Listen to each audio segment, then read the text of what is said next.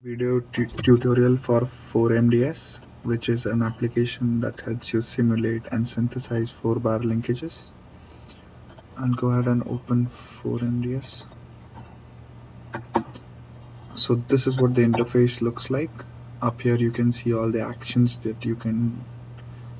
and functions that 4MDS allows you to use.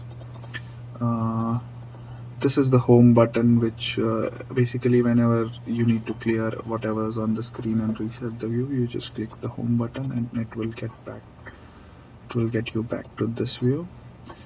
The red area represents your workspace, so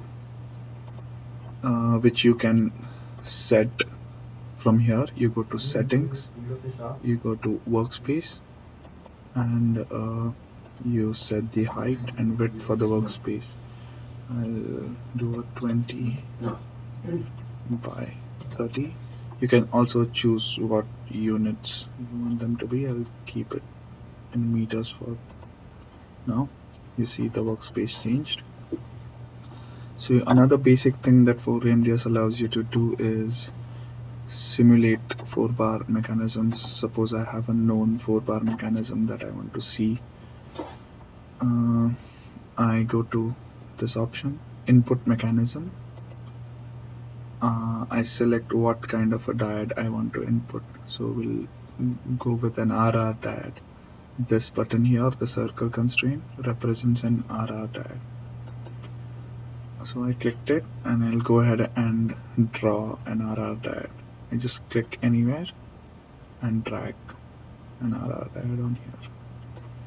Similarly, to complete a 4-bar mechanism, I need 2 diodes. So I'll go ahead and draw another RR diode. And here it is. So you can see that it has already been joined by automatically being joined by the coupler link. But this button is to set the coupler point, MF select, which means moving frame select. So I'll go ahead and click this button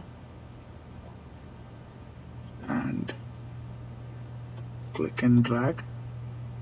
So you can see that I have simulated a 4-bar mechanism here, and if I hit play button, I can even see the moving frame go through those paths.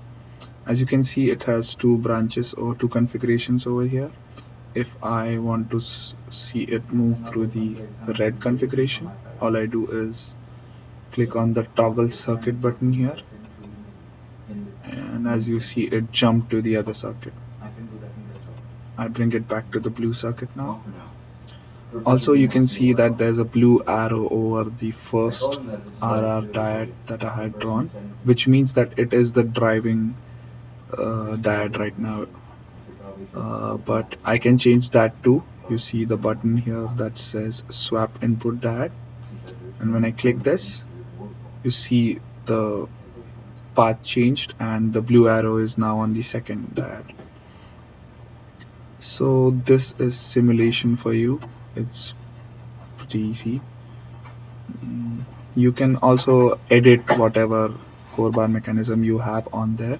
I'll just stop the animation and I'll click this option which says edit existing mechanism, and once my mouse is now a hand tool, I can just drag and change the linkage however I want.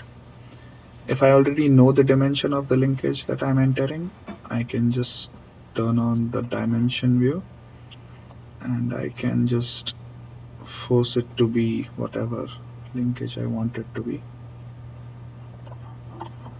That's simulation for you. The other important part that 4MDS does is synthesize linkage. So you can just tell the application, guide it, tell it a specific path, enter 5 positions, and it will give you a mechanism that goes through all those positions. So for that, you just click on here which says input location and angle, and you just enter 5 positions. The way you do is you click and drag and you see you can enter the positions in any way you want, and make sure you only enter 5 positions, because if you enter more than 5 positions, there's no guarantee that the mechanism is going to go through all of them. As soon as you enter 5 positions, you see that a mechanism has popped up, that this one has a circuit defect. Clearly it goes through all the positions but not in the same order. There are 2 different branches here, so I'll go ahead and animate this. You can see that it's on the blue circuit right now. I can make it jump to the red circuit by clicking the toggle circuit button, or I can also change which is the driving diode by clicking on the swap input diode.